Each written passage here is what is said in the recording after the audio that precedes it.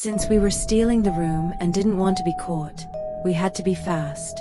I moved closer to her and our mouths met in a kiss. Her lips were so soft, I thought they were made of cotton or lilies. We both kissed passionately, relishing in the blissful moment.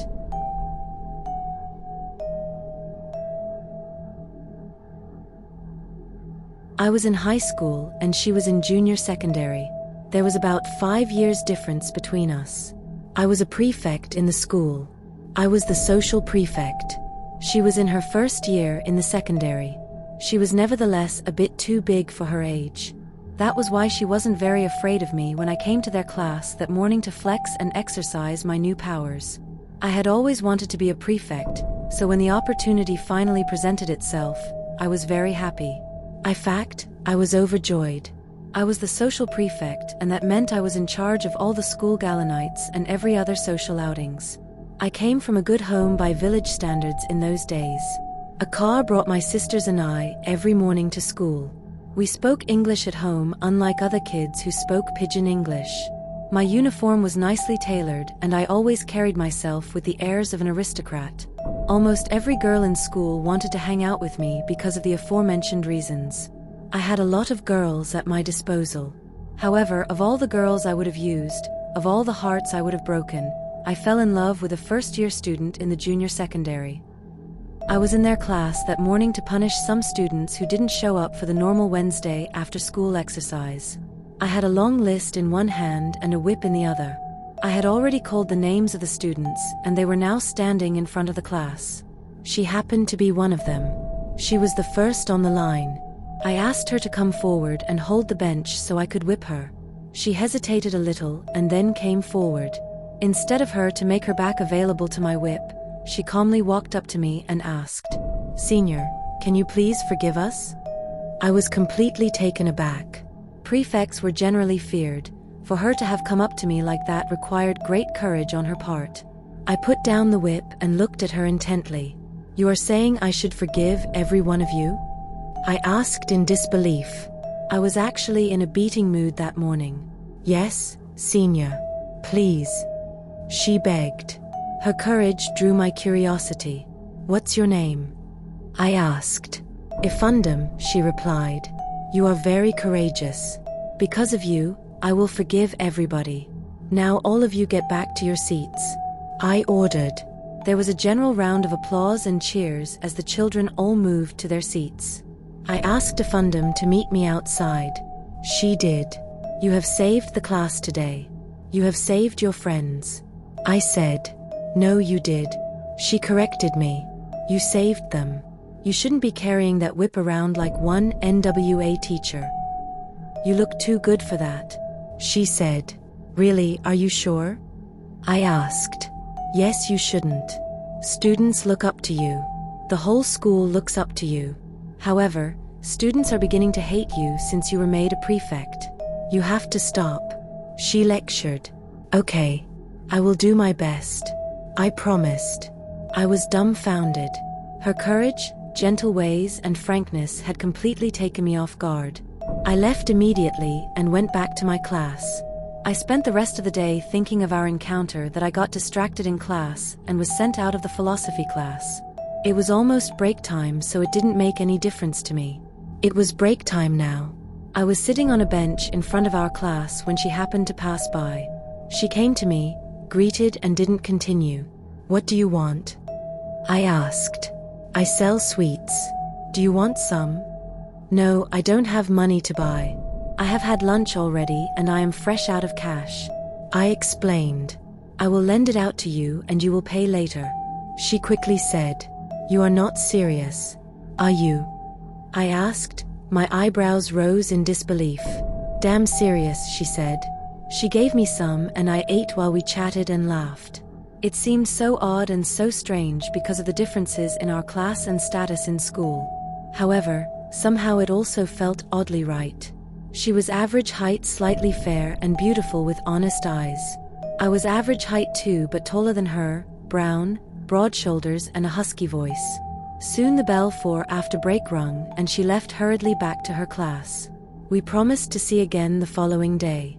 That was the beginning of something I didn't bargain for, but which actually steered my life to a whole new direction for the next several years. The next day, I was called to the village.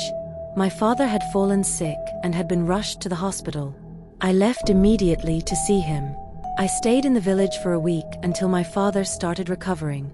One day I was in the hospital sitting beside my father when the thought of a fundum took over my entire system. I obtained permission from my father that I would love to go back to the other village where I schooled. I told him I had just been called for something urgent.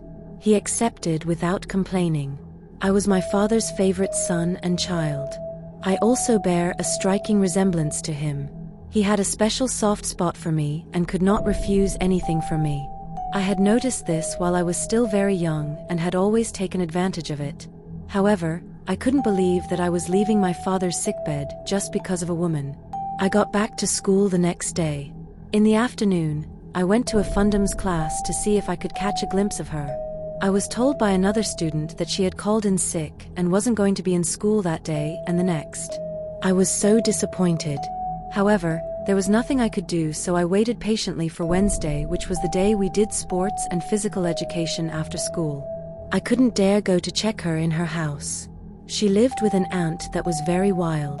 Going there would have landed me in serious trouble. It was Wednesday.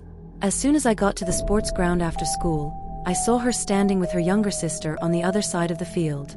She seemed to have seen me too, because I saw her bringing her younger sister towards where I was standing. We met in a joyful embrace. I looked into her eyes and saw deep feelings and pure emotions. I heard you had been sick. I began. Yes, I was. But I am good now. Thank God. I was so worried when I didn't see you in school these past days. I said. It's okay. But you weren't around for a week or two too. She cited, eyeing me quizzically. Yeah, my dad fell sick and I had to go be with him for a while. I explained. Hope he's good now? He's hanging in there, I said and shrugged my shoulders. I missed you, she suddenly said. This was the first time she was telling me she missed me. In fact, this was the first time any word of endearment was coming from either one of us. I was surprised, but I loved it. I miss you too, I said. She smiled and then blushed. We need to look for somewhere, sit down and talk. She suddenly said. Let's go to your house. I live with family, my dear. You can't come to my house. If you dare, there will be fireworks. I told her. Okay, what do you propose we do? She asked. We have never spent enough time together. I didn't know what to do. So I told her to give me a few minutes so I could talk to my friend Serge. Serge was my best friend and we were in the same class. He was also a prefect. He was the sanitation prefect. We were more like brothers. Unlike me, he lived in a rented room, alone. Bro, I need to use your room for a while. You know that small girl in Form 1 I told you about? She's coming to visit me today. Sorry bro, I need to use my room today too. You know I haven't been with my girl in a while. She's coming to see me today. I am sorry I can't help you. I was so disappointed. I stood for a while, thinking. Then an idea came to my mind. Serge's neighbor was a small friend of mine. I could talk to him. He was in the field with his younger brother, and I could make use of his room before he returns. There was a high chance that he could refuse. So I decided to take the risk of using the room without his knowledge or consent. It was a risk if I was caught. My prefectural status wasn't going to save me from his wrath. He wasn't going to beat me, he was just a small boy. He was a churchman, however, and churchmen do not like their rooms being used for fornication. I knew his keys were always kept under the doormat. I went back to a fundum and told her I have secured a place. We couldn't leave together because that would have meant everyone knowing that a prefect was taking a junior student home. So I asked her to take another road and meet me at my small friend's house. She gladly accepted. She told her sister she would be coming soon and left in the opposite direction. I took the normal road, which was shorter, so I got there some 15 minutes before. I was in the room waiting when I heard a knock on the door. She was the one. I asked her to come in. She did and sat down on the bed beside me. Since we were stealing the room and didn't want to be caught, we had to be fast. I moved closer to her and our mouths met in a kiss. Her lips were so soft, I thought they were made of cotton or lilies. We both kissed, passionately relishing in the blissful moment, but just as we were about to get down to business, she suddenly screamed in pain and pushed me away. I didn't understand what was happening at first, but then the strange realization came to me. Since she seemed to be feeling pains, it could mean only one thing. She had never met a man before. Ifundum was a virgin. I had never met a virgin before. This was my first experience. I was at a loss as to what to do. "You think we should stop and continue another day?" I asked her. "No, let's continue. I will persevere." She declined. "But you are in pains, don't you see?" I tried to reason with her. "No, let's continue, please." She insisted. I pulled away from her nevertheless. She was so disappointed. I got down from the bed and got dressed. I was completely drenched in sweat, and so was she. The bed too was drenched. I was smart though. I had removed the bed sheet. I turned the mattress to the other side and put the bed sheet back. The other side of the bed sheet wasn't wet. By now, she had also finished dressing up.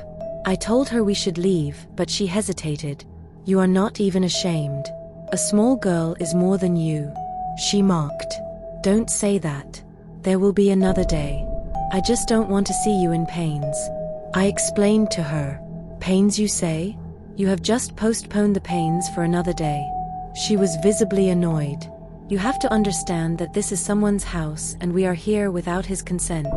Soon sports time will be over and he will come home. Let's leave immediately. I promise next time it will be different." I lectured. She finally reasoned with me and we left. I put the young man's key back under the doormat and we left in two different directions. The next day in school, she was shy to talk to me and avoided me all day. She actually avoided me for a whole month.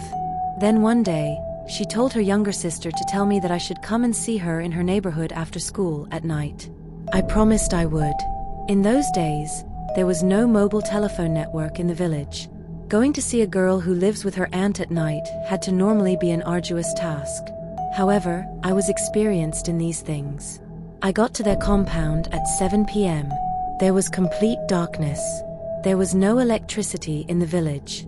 People only used generators and very few people actually could afford generator sets. I had a small torch with me, the type that came as a gas lighter. It was therefore not difficult for me to move in the dark. I was hoping she would be waiting for me behind the house. I went there and didn't see her. I had just one option left. I collected some stones and threw them on her zinc. Immediately, I heard a shout from their landlord. "I know I have female children. Please, you people should not destroy my roof. Anybody whose boyfriend is outside should go and meet him." I almost laughed. 30 seconds later, Fu, as I had started calling her, appeared behind the house with her younger sister. Her aunt obviously wasn't home. We went out of the compound to a nursery school that was close to their house. The doors were locked, but one of the windows wasn't. We climbed through the open window and got into one of the classes. Her younger sister stayed outside to keep watch. We were inside now and things started happening fast. I had a condom with me. It was risky taking an inexperienced girl, especially one who was still a virgin. She could get pregnant during the first time. So I had come prepared. On the bare cold floor, her virginity was taken by me. It wasn't easy, but she was determined to become a full woman that day, and she persevered. An hour and a half later, her tears wiped, her body cleaned, and begging and apologizing done, we left. That was how we got into a full-time relationship. We saw each other almost on a daily basis. She was such a nice lady, always bringing me gifts and checking on me almost every day. Everything about her changed. Her style of dressing, her gait, the way she talked, everything. She had become stubborn at home and had been driven away. She now lived with a friend called Claudia. They shared a single room and jointly paid the rents. It was soon close to the end of the academic year. We had been together for about 5 months, and almost everyone in school was aware of our relationship. Not everyone took it kindly. Some students were very disappointed at me. They had expected me to have a girl in my class or any other senior class, not a first-year student. However, I was in love and wasn't going to let anyone talk me out of being with the person I love. I wasn't the only prefect who had a girl in the junior secondary. My friend Serge too did. The principal soon got wind of our Hollywood activities, especially as we all performed very poorly in the exams that term. He decided that he was going to sack all of us as prefects. Next day, we were all assembled in at the school grounds. The principal came there and told the entire school that we had all been sacked with immediate effect because of carrying out Hollywood activities in class. He said he had gotten rumors of girls sitting on our laps in class during break time and other things he was not going to say. I didn't bother about anything. I had my love, F you, to worry about. Our relationship continued full swing, and now we were inseparable. Since she was a virgin and I was absolutely sure she was faithful to me, sometimes I went with her unprotected. It was risky, but I took the risks anyway. One day she met me in school and told me that there was something urgent she wanted to talk to me about. After school, I went to her house. I haven't seen my menses this month, she began. I felt a sick feeling in my stomach immediately. When were you expecting it? I asked. 2 weeks ago, still no sign, she said. So what does that suggest? I asked, afraid of her response, though I already knew what was coming. I am pregnant. You are pregnant? I asked. What are we going to do about it? You are the man. You should decide. She sent the question back to me. I didn't know what to say. I got up from the chair I was sitting on and paced around the room for a while. I sat down again after I had come up with a decision. Let's have the baby, I said. What? Do you know what you are talking about? She asked. I do. Do you know we are both still students? How are we going to be able to take care of this child? She quizzed. There is always going to be a way. You can go live with my mum until you give birth. I will begin the advanced level GCE in 4 days. When I am done, I can get something doing to take care of you and the kid. I explained. You are stark raving mad, she said angrily. For starters, I don't want you to drop out from school. I don't want to drop either. What do you propose we do then? I asked. We have to get rid of it. I don't want to be involved in abortion. I am scared. What if something happens to you? What if you die? I was seriously concerned now. Nothing is going to happen to me. I am just about 10 days gone. There is no harm, she assured me. So how do we go about it? We have to go to the hospital, right? I asked. No, my uncle is a doctor in the only hospital in town. There is no way something like that can happen without his knowledge. If and when he finds out, I will be in serious trouble, she cautioned. We can go to the other village, but most doctors there are his friends. He will find out one way or the other. So we are left with just one option now. We have to do it the other way, right? I said. You are correct, she replied. Listen, I still think we should keep this thing. I know it's going to be hard, but I am scared. I tried to reason with her. Look at you. Fear man. I am younger than you and I am a woman. I should be the one to be afraid, not you. My friend, man up and do something about this. Any day that adds makes it more complicated. If my family finds out about this, I am doomed. My uncle is the one paying for my education, and he is even doing it grudgingly. If he finds out I am pregnant, it is game over for me, so do fast, she lectured. I could not believe my ears. The small innocent Fu had suddenly become so bold and fearless. You can never be too sure with women. I told her I would be back and left. I went home and thought about the matter for a while. An hour later, I went to see a friend Obi who was experienced in these things. It was late in the afternoon when I got to his house. He lived with his family just around my neighborhood. Boy, I am in trouble, I told him, breathing heavily. What's wrong? Have you gotten someone's daughter pregnant? He said easily. You are right, bro, how did you know? He laughed. What else could be making you breathe like this? He asked. The look on your face says it all. So which of your girlfriend is it? I have just one girlfriend, Fu. Oh, means you have changed.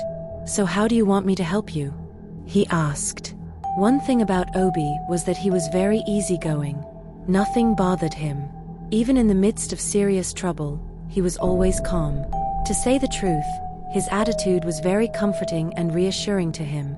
I want you to get me a drug, herb, anything that can salvage the situation. I haven't studied in 4 days and you know I begin GCE in few days from now. Please, bro. I almost begged. How long is she gone already? About 10 days. Okay, there is a drug I know, but it cannot be found in any of these villages around here. You have to go to the city to buy it. I will give you the name. After you have succeeded to buy it, come back to me and I will give you instructions on how to go about it. He told me. But what do I tell my uncle I was going to the city to do? You know the kind of house I come from. They won't allow me. Is there no other way? I complained. Listen and listen very well. I'm just trying to help you because we are good friends. Do you know how I came about knowing this particular drug? It was when my girlfriend Isabel got pregnant for me. I was as desperate as you are now. I went to another friend of mine called Nesta to help me. He said he was going to have to administer the drug himself, meaning he had to sleep with my girlfriend. Guess you know what that means. I had no choice than to accept. You know how bad that feels. You are in a room and your friend is sleeping with your girl in the other room. So just go and get what I have told you to get and come. God forbid. I would rather die than allow anyone lay his hands on my FU. I said angrily and left. I went directly to look for Serge, my best friend. He had told me the previous day that he was going to be studying with another friend, Mike, that day. I went to Mike's house and met them both. They were just about to start eating when I entered. They asked me to join them at the table, but I refused for obvious reasons. I didn't have any appetite for food, though I was damn hungry. I waited after they had finished eating and told them why I came. You are lucky, bro. Serge told me. How do you mean? I have that drug at home. He said. You remember when my girlfriend got pregnant last time and I told you I wasn't sure I was the one? Yes, bro.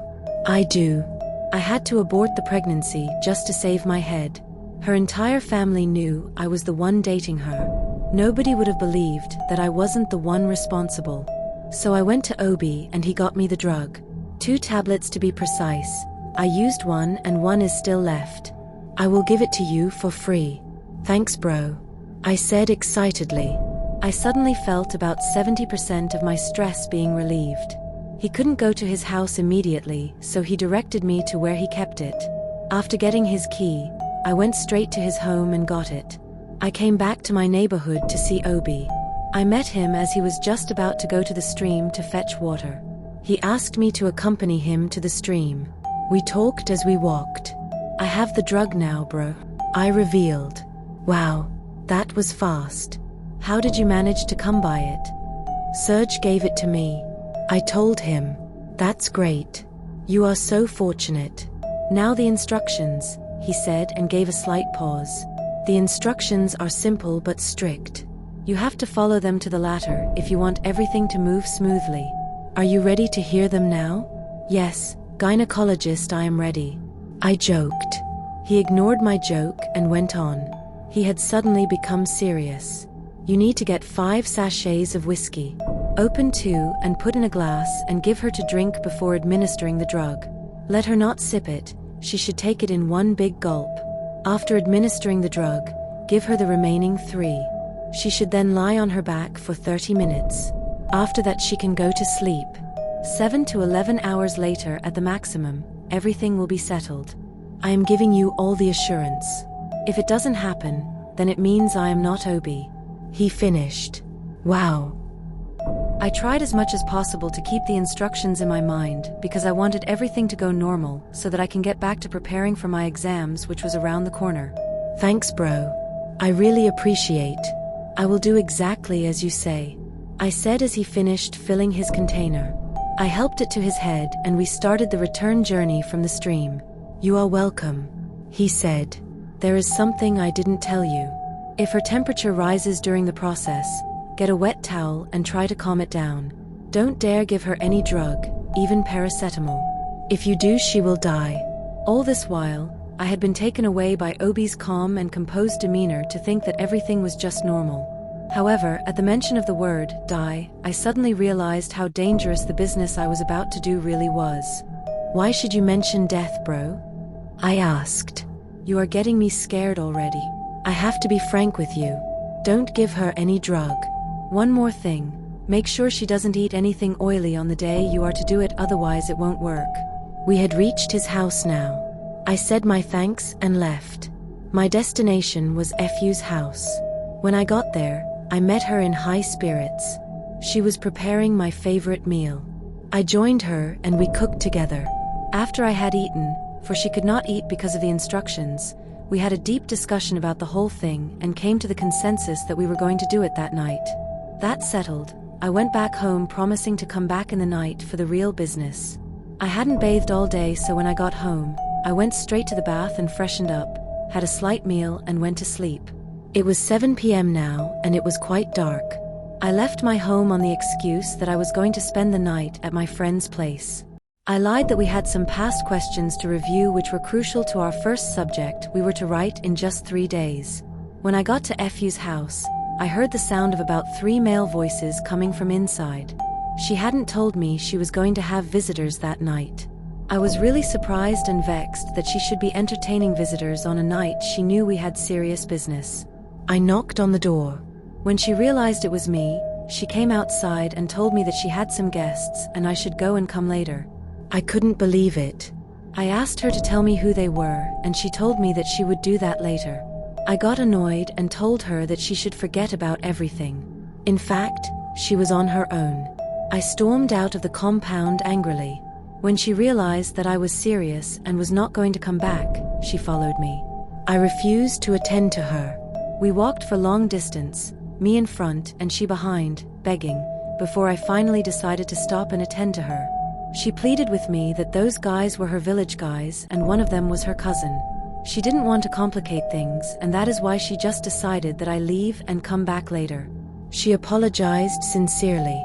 I could not refuse her apology. I loved her deeply. I held her hand and we headed back to her house. By the time we got there, the guys had left. We got inside, locked the door behind and went to sit on the bed. Her roommate, Claudia, had traveled out of town to see her parents, so it was a perfect day for the act. I went to the bath and freshened up since I was feeling quite sweaty and fatigued. I was delaying and I knew it wasn't proper.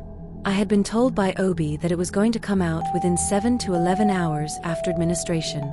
I had to make sure that happened at night so that I will be there to take care of things. If it happened in the day, it could be complicated because I would likely be in my own home at that time and she would be all alone. Also, her friend, Claudia, might show up and complicate the whole business. I had finished bathing now. I came back to the bedroom and there she was, seating beautifully on the bed. Then a thought came to me. What if she wasn't pregnant after all? She had told me her menses skipped. This happens all the time to girls. It could be hormonal changes, stress, anything. We haven't even conducted a pregnancy test to ascertain if she was really pregnant or not. A pregnancy test was really important because the drug was for pregnancy that was 1 month and below. How was I sure she was just 10 days gone like she said? She was just in the first year in the junior secondary. She could not be very versed with these things. Even grown-up and experienced women do get these things mixed up. Even doctors and nurses do make mistakes. What then of a first-year secondary student? What if the pregnancy was above a month and I administer the drug? Of course it would lead to complications. We would then need proper medical attention, which would lead to everyone knowing, including her dreaded uncle. It could even cost her life or long-term or permanent sterility. I shuddered at the thought of that. Baby, I have a proposition to make. I suddenly announced. What is it, baby? She asked. You want us to keep the child? No, I want us to run a pregnancy test so we could ascertain if you are really pregnant and how long the pregnancy has gone. You mean I am telling a lie? She asked, slightly irritated. No, baby. Please understand. Don't be annoyed. I just want us to be careful. I pleaded with her. I love you a lot to want anything bad to happen to you. I just want us to be sure. Are you sure about this? She asked. I'm sure, baby, very, very sure. I said confidently. Okay, baby. Then I will go with your idea. Let's do the test tomorrow. Tomorrow is fine with me, baby, I said, smiling and moving towards the bed. Early in the morning the following day, I left for home. In the afternoon, I went to a local pharmacy and bought a pregnancy strip. In the evening, I went to her home and thankfully, her roommate was not yet back. Her roommate, Claudia, had a loud mouth. If she had in the least suspected our plans, the whole neighborhood would have been aware. Doctor is here, baby. Time for the test, I joked. She laughed. But we can't do it now. They say it is more effective if it is done early in the morning. So you are saying that I have to spend the night here again? What excuse am I going to give back home? I asked. Your usual excuse, or have you forgotten? Tell them you went to study with your friends, she said and then laughed. Okay, my love, I said, joining her to laugh as well. It was morning now. We did the test and watched with fast beating hearts as the strip showed us the result. Comment down below if you would love to see a part 2 of this video. Also don't forget to give a thumbs up and subscribe to our channel.